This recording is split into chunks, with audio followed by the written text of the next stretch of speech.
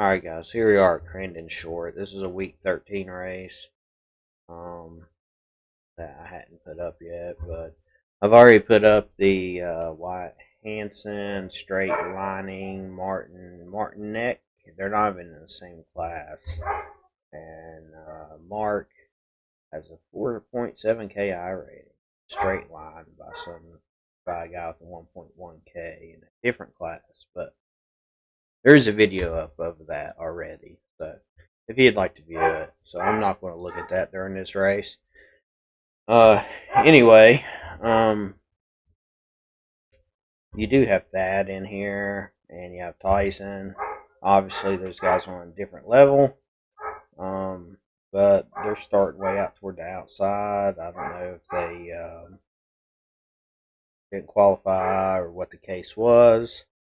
But which they do that a lot so they can move through the field and get practice and experience and that kind of thing, which I dice it up with them for a little bit, but both of them's definitely faster.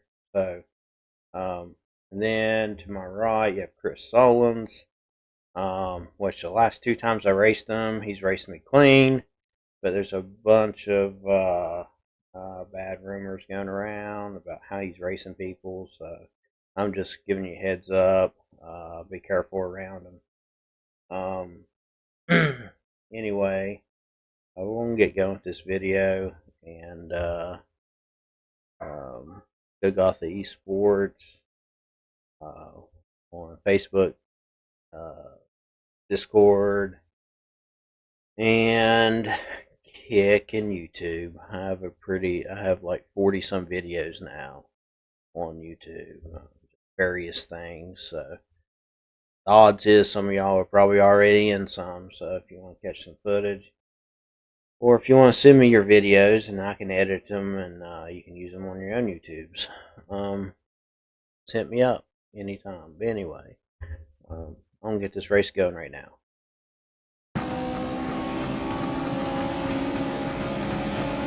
The two I was already jumped to start. I got a decent start. As you see, if you look all the way left, you got Thad and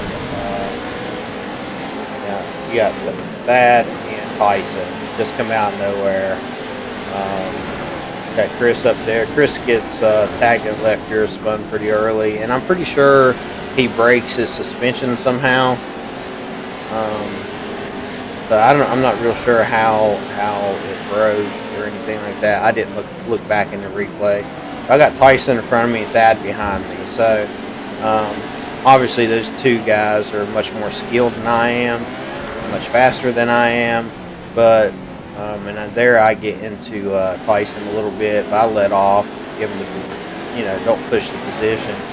I had Thad try to squeeze up the inside, which I talked to him after the race, and I told him I should have gave him a little bit more room, and he was like, yeah, well, that was just kind of a bonehead move on his part to try to squeeze in there, but just a racing incident. But I try to hang in there with these guys because I'm trying to get faster, which, it is what it is. I study their lines, do what I can, and I know I drive too hard in the gravel pit a lot.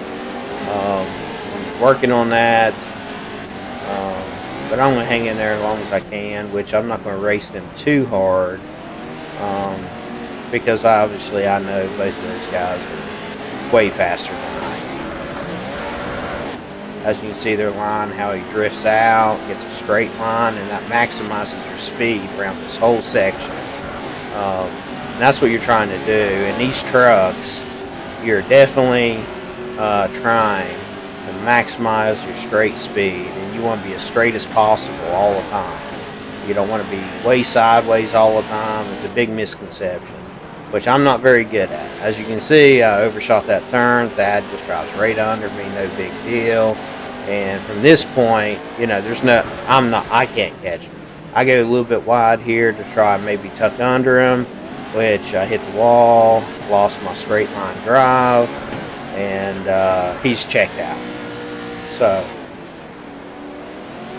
I'm not catching these guys unless they would crash, which Thad's on his main account, so he's definitely not going to be sandbagging.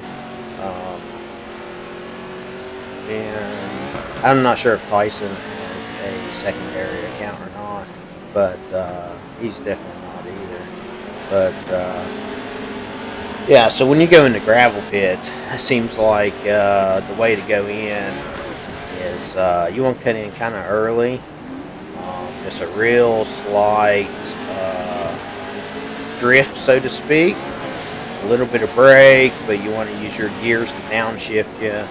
And then when you get the truck to rotate, you almost want to be to where the truck is bogged out, like in second gear, and then straight line drive out. Maximize that grip and go straight.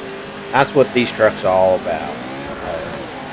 A lot of people hang them out, bounce them off rev limiters and everything else, and usually that's not the fast way.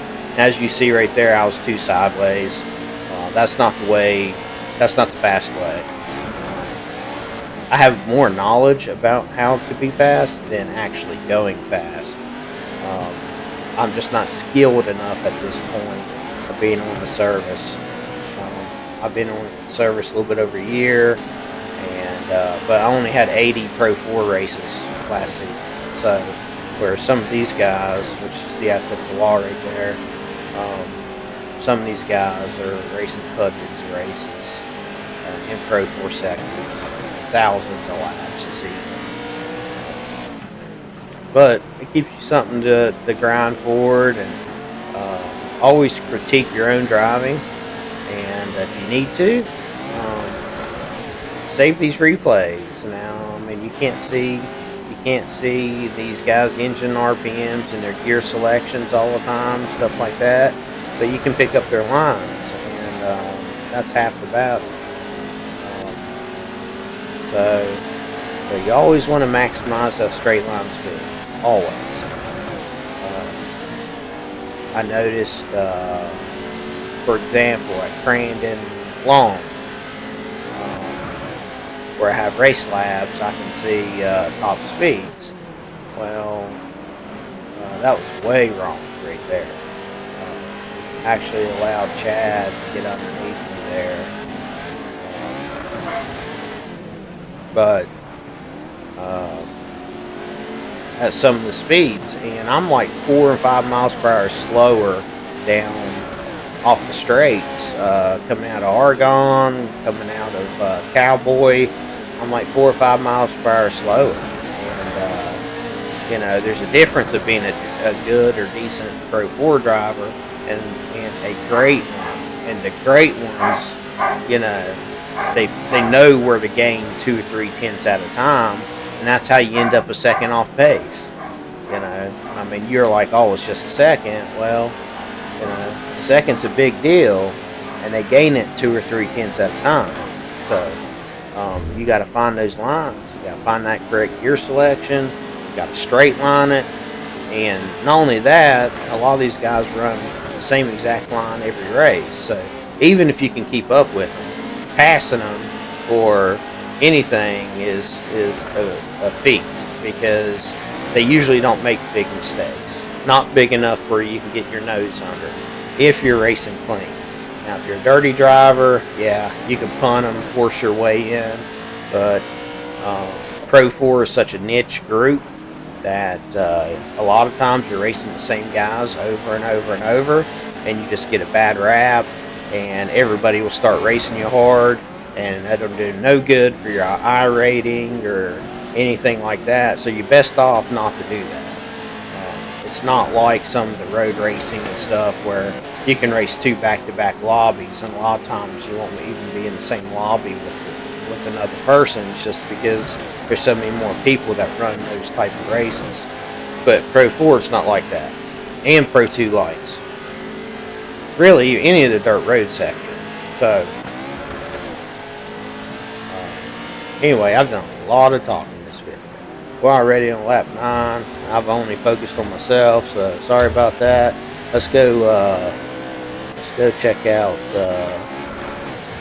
see if we can check out,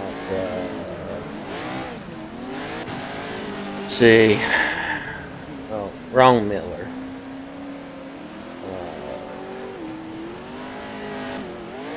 Let's go see what Tyson's got on lap 10. So this is it already. But Thad's got around Tyson. But like, go in and grab a pitch. Thad's already pitched it. You know, he almost stops it right there, straight lines out. So that's what you need to go try to be doing. And then around Calamity, just gonna hug that wall, man. Gotta hug that wall for protection, but so you don't get knocked out of that position, especially on the last lap. You can get through there just a little bit faster hanging off the wall, but for your straight line speed. But overall, you want to hug that wall tight as possible. See, he's sideways, but he's not too sideways.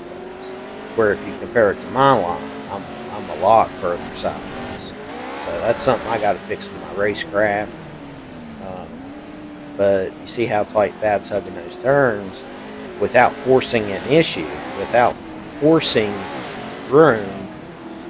It's very difficult to make a pass on that. Tyson even clipped the tire right there. But how do you make a move on that? That's the thing. These guys are excellent, top tier. You know, arguably they're some of the best in the world in Pro Force. So. That we know about anyway. See, Thad's on the outside, so he's already got the preferred line in the next turn. So, and that's what you got to think about too, is think ahead. You got a lapper there, which this is the last lap. So, I think that's it. Yeah, that was it. So, yeah. There's some information if you don't know, but anybody wants to join Golgotha Esports, we do a lot of training sessions. We're just average racers trying to get better, but we do a lot of research, watch videos, you know, do hosted sessions, just try to get faster as a whole, and we have some resources. So, if anybody wants to join Golgotha Esports. We're on Discord. The best way to find us would be on Facebook and send me a message. That'd be the best way to find me. And then I can bring you into our Discord and try to get, you know, everybody trying to get faster as a whole. Friendly group, you know, no pressure if you show up, you don't show up, anything like that. We are getting ready to run a league. Which our league will be limited to average racers. Nothing against anybody else. It's just when you bring all the elite guys in, and I got some really cool trophies. So you know, these guys are winning all the races and other series and everything else. So I'm looking for average racers, but the elite guys, they're feel free to join the Discord. As far as the league goes, more than likely, depending, we have to do it case by case basis.